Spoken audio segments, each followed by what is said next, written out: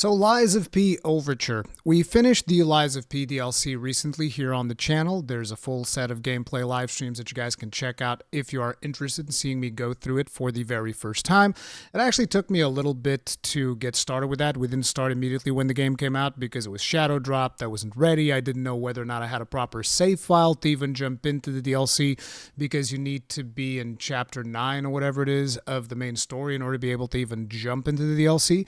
And I remember that I played a decent chunk of this game back when it originally came out. I did my live stream series, but even after that, we went on to eventually platinum the game, which I think took me all the way to like New Game Plus 4 because I made some mistakes along the way in my journey.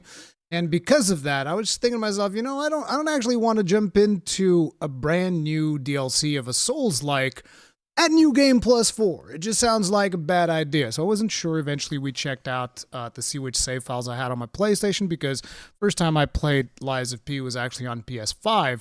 And I found the original save file where I did my very first playthrough. That one had never actually gone onto the DLC. Now, that save file also doesn't have all of the items that you could potentially have because naturally I missed a lot of optional events that you can do on my very first blind playthrough of the game. But I was like, that's probably going to be enough. So we went into the DLC with that. We struggled through it and we eventually succeeded. Now, before we get into my thoughts on the DLC, I feel like it is important to mention that me and Lies of P have a somewhat of a love-hate relationship. So if we actually go back to all of the Lies of P videos that I have on my channel, there are some videos where I was legitimately having a really good time. Like there's some clips in here for when I first found the pistol rock drill. This is one of my shorts. You guys might want to check that out if you're curious.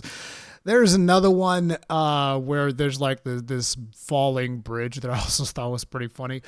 And then there's a couple more videos where I'm like, I need to stop playing this game because even after I finished the game, which if you guys were actually watching that playthrough live, you might remember that when we got to the boss before the last boss, we even had a particularly long live stream episode where Cowboy came in and he was telling him, nah, man, you can do it. Because I was just like so frustrated. Because there's a lot of things about this game that frustrate me. And so eventually, I went on to go ahead and platinum the game, and it was partially because I was frustrated with myself, and also because I was frustrated with the game. And I was just like, no, I'm gonna do it. I'm gonna go and I'm gonna platinum it. I even made the video where it's like, it's done, and there's just like me with a big mad face. I'm like, oh, I did it. It's done. It's over. I'm free. And even like in the description, I went for Lies of P platinum. It is done. It's over. I'm free.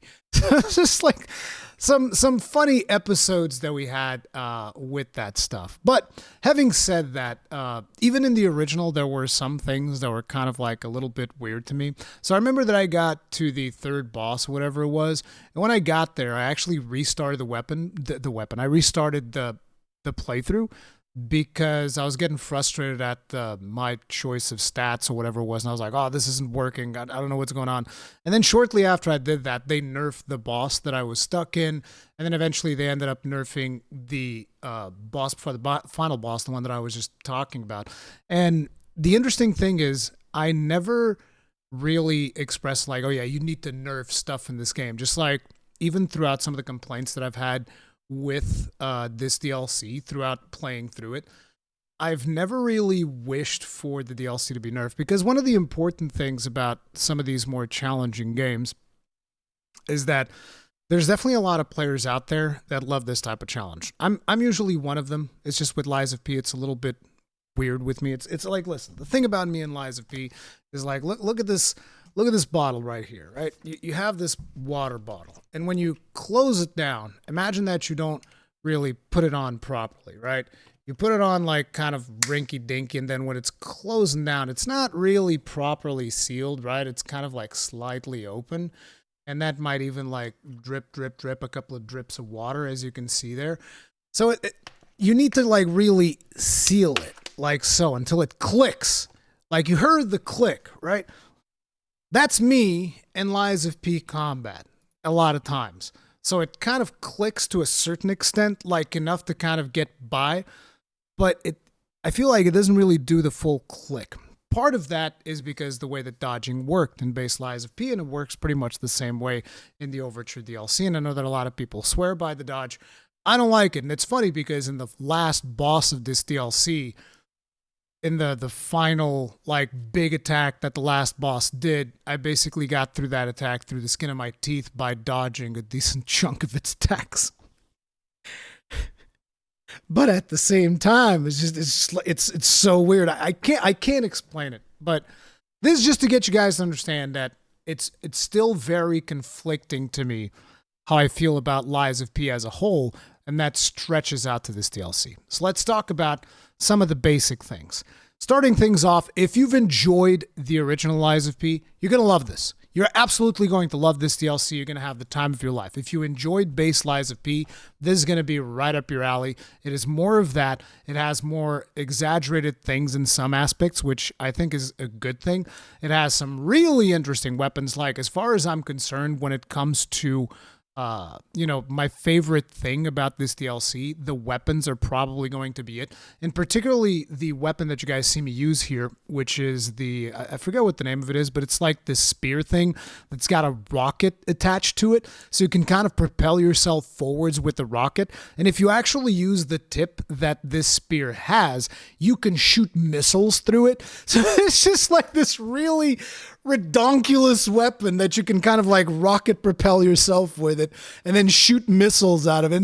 It's right up my alley. It's the type of thing that I absolutely love. So the weapons are really, really fun. There's a weapon that's like a flamethrower for all intents and purposes. There's another weapon that can like ooze out acid, like just an acid breath off of the thing. There's like this lightning weapon that gives you a lightning dodge. There's a sword that has an explosive handle, and then you hit stuff and it blows up, and it kind of it's almost like adding the blast element into Lies of P. So the weapons are a ton of fun. The combat is what you'd expect. In terms of visuals, like if you enjoyed the visuals of the original, which I did, as a matter of fact, I remember in my review I greatly commended its art style, because the art style of this game is very, very well done. It is one of the few games that is in Unreal that I can actually say, no, this is good. But I think that's because it's in Unreal 4, not in Unreal 5, because you guys know me, I'm not a big fan of the Unreal 5 engine, but Lies of P makes proper use of Unreal. I haven't really seen what performance is like on PC. I'm thinking about buying the game on PC with the DLC and maybe even replaying through it, which some of you that watched the last episode of Livestream are going to be, you're going to be doing what now? Are you crazy? But it's like they've done a phenomenal job at portraying Lies of P from an art style perspective, from an animation perspective, from a visual perspective. I think the game looks good. I think it animates good, and I love the art style of it. In terms of audio, it is also absolutely phenomenal. I love the sounds. I love the music that they put on there, including the soundtrack, the additional like vinyls that you unlock by just playing through the game. I think that's really cool. Another big up is that once again, the DLC continues the mantra of the base game, which is something that apparently only Asian studios can do, because apparently in the West, we've kind of lost the ability of doing this. And you guys were like, what is this revolutionary feature, Rurikhan? Unlocking cosmetic outfits. Hear this. Not by pulling out your wallet, but by playing the video game. I know, it's crazy. It's insane. How can you possibly? It's impossible. It's impossible. This is like an ancient lost technology that we no longer have in gaming media, which is just like, no, you can't just not sell cosmetic visuals. I love the fact that you can just unlock these by playing the video game. I think that is really cool. But, all of that stuff, absolutely phenomenal. In terms of the story additions that we get with this DLC, I think it's also absolutely fantastic. You get more background into our character, which I'm not going to spoil anything at all, but you get more background, the story of our character, about characters that you've only heard of in the base game. They really expand on those. They expand on a lot of the characters that you will want to know about. It's just very, very well done. And in a way that is very familiar to those of you who have played From Software games before, because they tell the story kind of in that same way. But I don't know. I think they've achieved something really phenomenal with the storytelling of Lies of P, even for the first time around. And now with the DLC, they've also done a fantastic job there as well. And now we get to the part, it's like, okay, so you love almost everything about it, but you're not the biggest fan of the combat. No, I like the combat. It's just I have a tough time getting it to click properly, and that's when we get into the part where the game kind of starts breaking down a little bit for my personal taste, and that is some of the boss fights. I found some of the. I've been thinking about this a lot because I remembered being frustrated about the original Lies of P, and I remember feeling that same frustration arising with this DLC. And after having finished it on Friday, throughout Saturday as I was hanging out with friends and whatnot, I was thinking in my head like, but why? Why? What is the reason? And it's like, whenever you are playing a Souls-like, you're expected to get these challenging boss fights, which I love. I like the challenge. I like things that are hard to beat, and I like all of that stuff. But usually, in most games, a lot of bosses will give you a little bit of breathing room so that you're able to interpret what the boss is doing. So that you got, okay, so the boss is going to do this. Okay, I'm feeling a little bit overwhelmed. Let me run over here now, try to get like a glimpse of what this boss is doing. And in Lies of P, that's the thing that kind of clashes with me, is that a lot of the bosses are just trying to overwhelm you with aggression the whole time. And there are openings, but they are going to be very hard for you to identify within like potentially your first, 10 attempts, depending on your skill level. I would imagine like 10 attempts for me is when I can start glancing a little bit. Okay, there's an opening there that I can kind of like use to heal, or there's an opening there that I can kind of like use for a punish, or there's this move that I can 100% start pairing. It's like between 10 attempts, sometimes a little bit less, sometimes a little bit more. And skill issue, 100%. You can say that 100% because like I don't know if I said it on it because it's like the second or third take that I'm doing for this, for the recording of this video. But one of the things that I want to make sure people don't understand is I don't want the game to get nerfed. They've already nerfed stuff in their first outing of Lies of P that I'm not 100% sure that I agree with, because the thing about these challenging games is that there's not a whole lot of them that come out throughout the year, like ones that are actually uncompromisingly challenging for the players that enjoy them. And the last thing that I want to do is, if I'm struggling with a game, but I can recognize that a large portion of it might be because I'm just not good enough, I don't want that game to be nerfed for the people that actually enjoy that level of difficulty. So that's kind of like where I'm coming at with this approach of the bosses. So I can recognize that these bosses are very aggressive, and it's going to require a significant degree of trial and error rather than you just being able to intuit what the mechanic of the boss fight is going to be. And that is going to lead me personally to a somewhat of a degree of frustration, but for a lot of players, it's exactly what they want. And I think it makes perfect sense that they don't change it that much. But having said that, the director himself has said that they are going to do that, which, again, is weird to me. So this is part of a director letter that this dude here is the director of the game, and he put out a director letter talking about the release of the Lies of P DLC, and he says here, we want to thank you for all the feedback and suggestions. Let me actually lower the volume because it's probably going to be a little bit too loud. Our community has sent us since launch. So he's talking about all the stuff that people have sent him since launch of the game. We're reviewing all of it carefully and are already looking into when to implement some of your suggestions. Among all of the feedback, we are paying closest attention to the combat experience. We identified areas that did not turn out quite as we intended. Therefore, we are reviewing various adjustments, including difficulty reduction.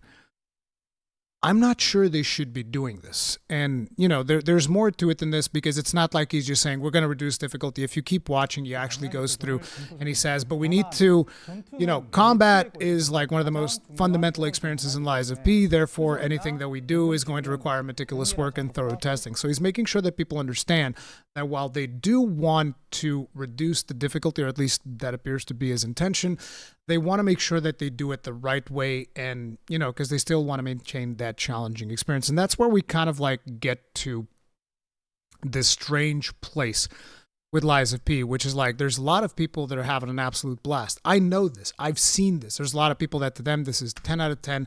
This is exactly the type of difficulty that we want, etc., etc.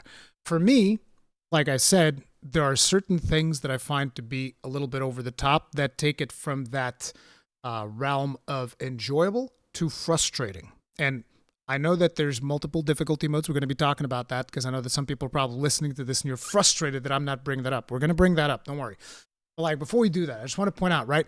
So whenever it comes to Souls games, and if you guys ever see a Miyazaki interview, whenever difficulty is brought up, one of the things that Miyazaki explains is that the games are designed so that you get a feeling of exhilaration when you overcome what appears to be an overwhelming challenge. Now, with me and Lies of P, there's this balance that happens between the feeling of exhilaration once you beat a really hard boss and relief.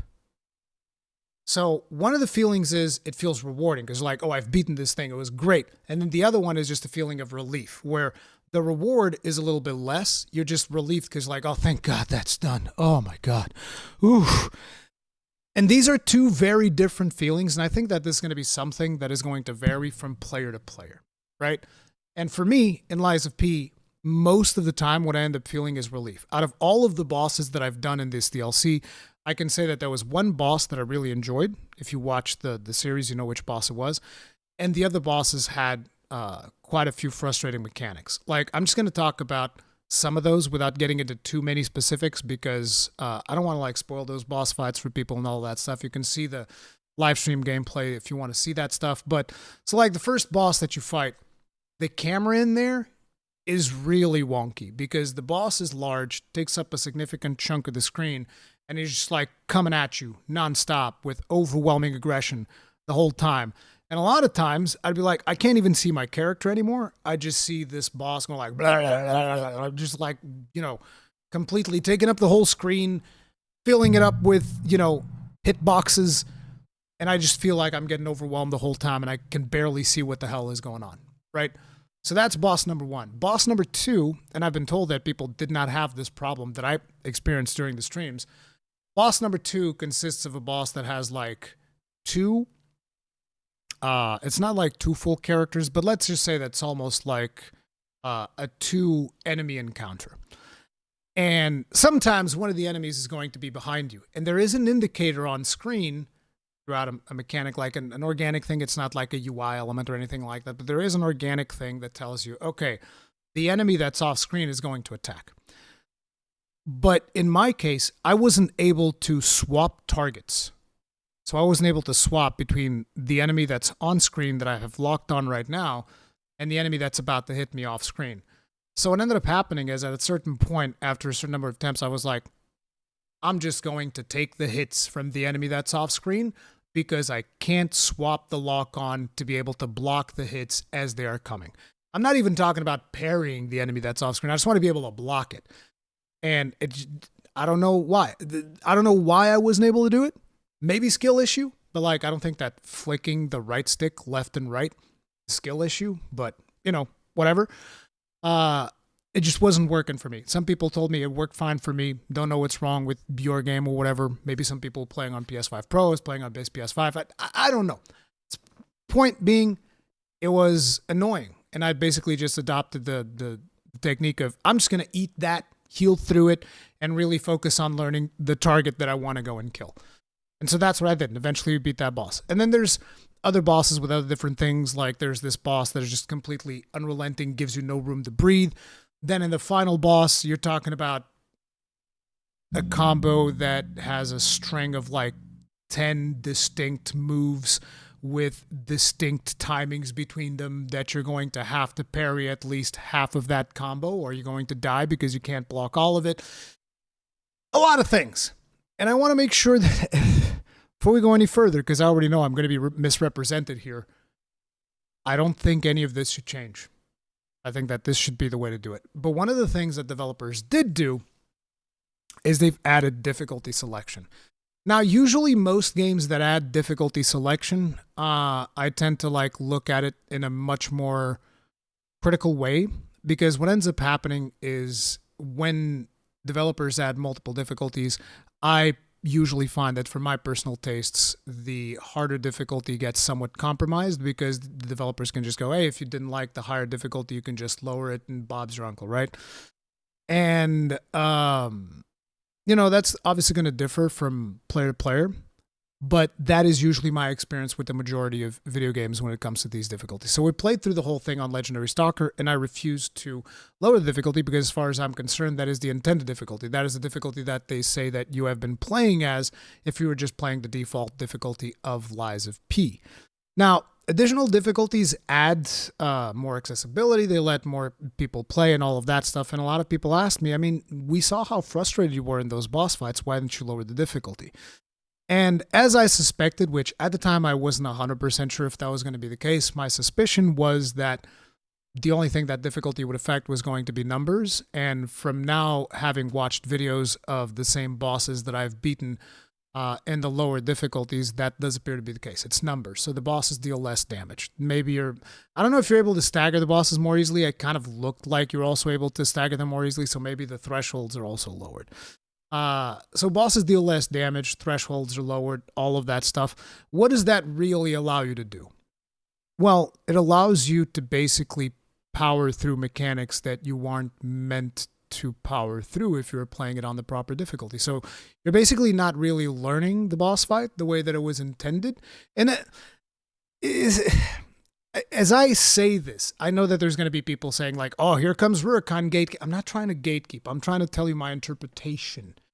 It's just so weird that nowadays I kind of feel like I need to preamble everything that I say, because some people are going to, read it a certain way that is different than what is intended. But the idea is, if you lower the difficulty, I feel like, from my personal experience, I'm basically tanking through mechanics that I never really learned how to deal with.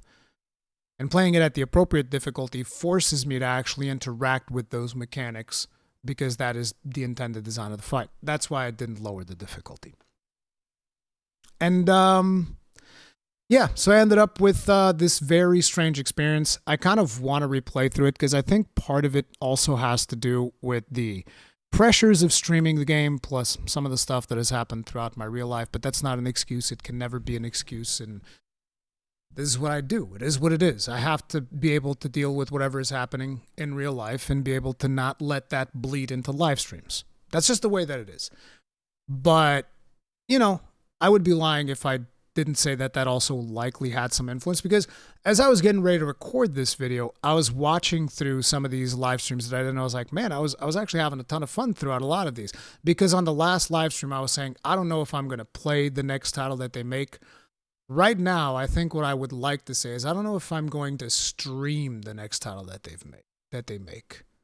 But I definitely want to play it, because I want to see how they evolve what they've learned throughout Lies of P and its DLC. I still feel that dodge is almost not intended for you to use that much, even though in that last boss fight they kind of force you to use dodge for a specific mechanic. It just feels like dodge is incredibly punishing, because it's not like a proper dodge. I actually respect near the final boss to be able to get more, to be able to remove all of the weight penalties that you get from the game, because I played through the whole game with slightly heavy, which is like your medium roll in regular Souls-likes. And I just found that when I was fighting that last boss, medium roll was actually costing me a lot. So I actually took away some damage and gave myself more capacity to be able to roll better. And that might be one of the reasons why I was able to kind of like panic roll through a significant portion of the boss's ultimate attacks, if you actually go back and watch that gameplay. But yeah, I don't know. I feel like this video is a bit of a messy analysis, but that's just what is going on in my head whenever I'm thinking about Lies of P. On the one hand, I think that the people who made this game have done something truly phenomenal, artistically, visually, animation-wise, combat, all of that stuff. On the other hand, there's a lot of things about this game that I find extremely frustrating, like the boss is constantly overwhelming me with attacks to a point where I can barely even breathe, which just requires me to die like 20 or 30 times to a boss.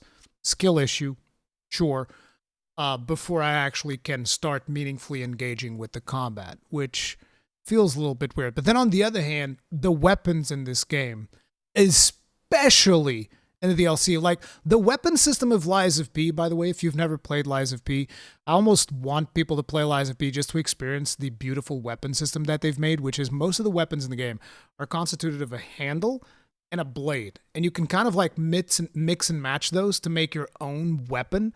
And then the handle changes the scaling of the weapon, so you can effectively get a weapon that you picked up that's like a dexterity weapon, which in this game it's called technique, and you can transform that into a strength weapon, or you can transform that into an advanced weapon, which is almost like magic. And I think that that is super satisfying to come up with that crazy combination that you've done. But not just that. This DLC just has some really fun weapons. Like, I already mentioned the spear and all of that, but my favorite one, which I'm not going to show here because you only get that one later in the DLC, my favorite weapon, this might be one of my favorite weapons ever featured in a Souls-like, is a friggin' gunblade.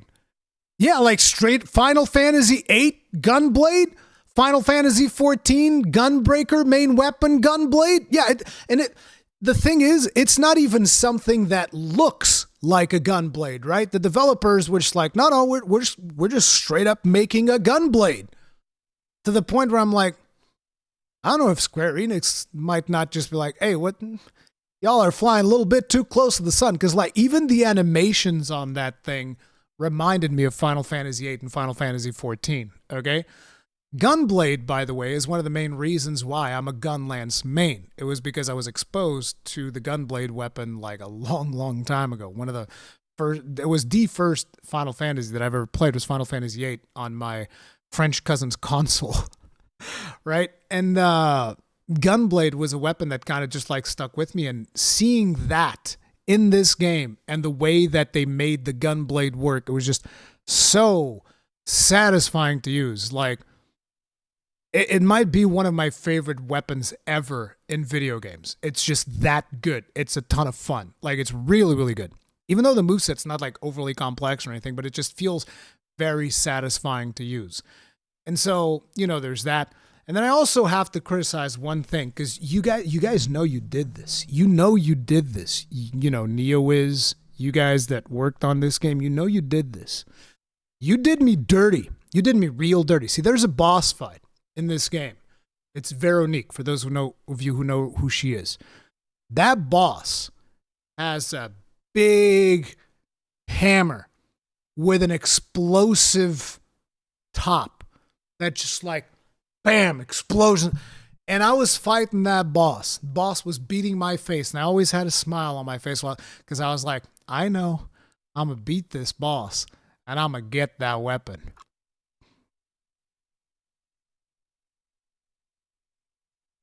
And I didn't get that weapon because that weapon wasn't playable.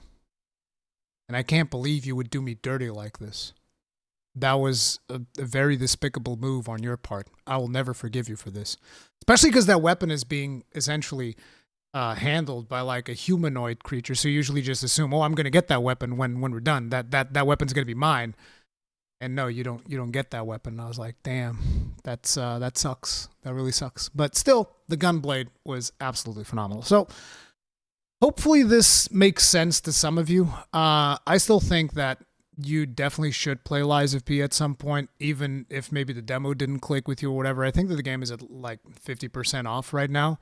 But do keep in mind that a lot of these bosses are going to be trial and error. That's just the way that it is. And there are going to be a lot of situations where it's going to feel frustrating if you're playing on Legendary Stalker difficulty. But yeah, skill issue. Rurikhan sucks at video games. I liked Lies of P. I liked Lies of P Overture. I was also brutally frustrated by Lies of P Overture. And I don't know what that means for the next game from the Lies of P team, but I wish them the best. Let me know how you guys feel about this video in the comment section down below. If you enjoyed it, hit the like button. If you did not enjoy it, the dislike button. Feedback is important. I'll see you guys in the next one. Stay strong, stay safe. Peace out.